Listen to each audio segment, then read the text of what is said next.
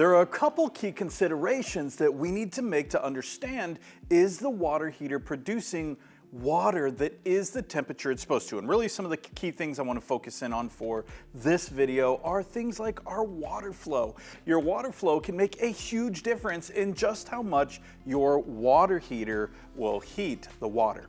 Now, you can think of it as a low temperature and a high temperature. In this particular system, low temperature would be on your touchpad, something in maybe the 95-degree range, the lowest amount of temperature we can have, and the high temperature is going to be right around 124.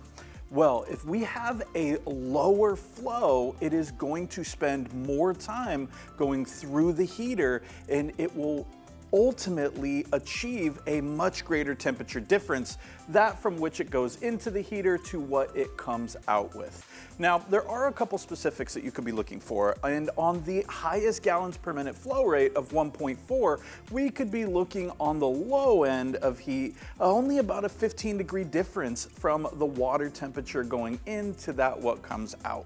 And on the high end, maybe somewhere around 50. So this is one key example on high pressure of how those temperatures are affected and maybe what you could expect to see. This would be even more pronounced if we are on a low gallon per minute flow rate, something like a 0.6, which is actually the lowest flow rate that this system will still work on, where maybe on a low temperature, we could see as much as a 35-degree difference, and on a high temperature, we could see as much as a 90-degree difference. Now, one thing that's really important to point out is when you're trying to determine if your temperatures are appropriate for the flow rate, we also need to take into consideration two very important aspects, and that is, number one, we only want to be running the faucet on hot. We don't want to mix in with the cold because this is going to alter what those temperature readings are. Number two, we need to take into consideration what the incoming temperature is as well. You can imagine if your temperature were something in the 40-degree range and it's very, very cold, almost frozen in fact, we would see a much lower temperature increase because all that energy would be spent warming up the cold water.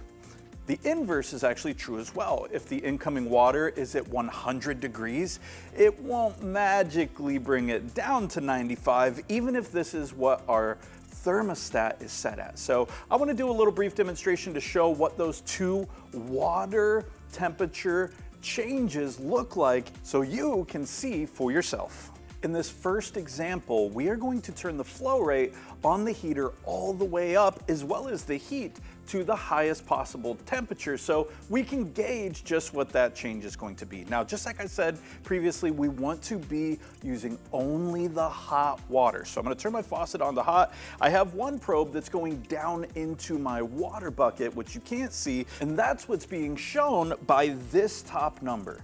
Now, my second probe is what I'm actually going to hold under the faucet, and it'll be a good comparison for you to see what is actually coming out as opposed to what your thermostat is set at. Now, this is something you can do at home as well or in the shop as well. This is just a normal meat thermometer I got from a local hardware store, so I find that it's really, really good. If you are trying to take a temperature, I would refrain from using any sort of laser gun, as this will actually just reflect the temperature of whatever surface it's hitting. So I'm gonna go ahead, turn this faucet only on hot, and let's see what happens with our temperature.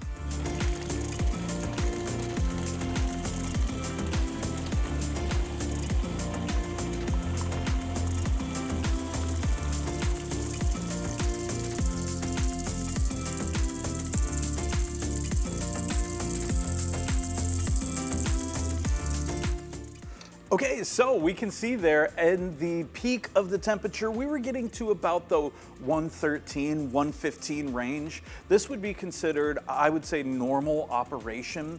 The incoming temperature is around 66 or so. So give or take, we got about 50-degree difference, which is the expected temperature change when we are running at the highest flow.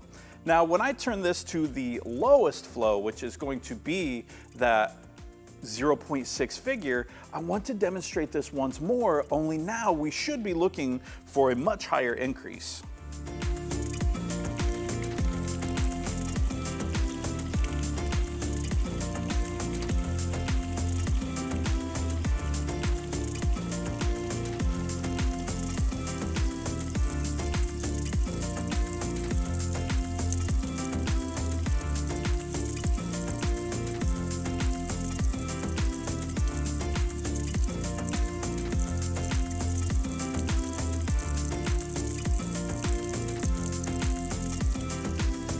Okay, so a small uptick in the temperature. Now, really, all of the numbers are fairly subjective. If you have a colder water temperature, it'll be a less increase. If we have a higher temperature, it is not going to be something that we can cool off, and it will be very easy for it to get to the temperature we're looking for. Now, in closing, one final thing I want to mention is if you notice that the water you are getting is not the temperature that you're hoping for, there is a water flow knob on the back of this Girard water heater that you can adjust it to sort of dial that in. But this is a good look at what those temperatures represent and what you can expect from yours.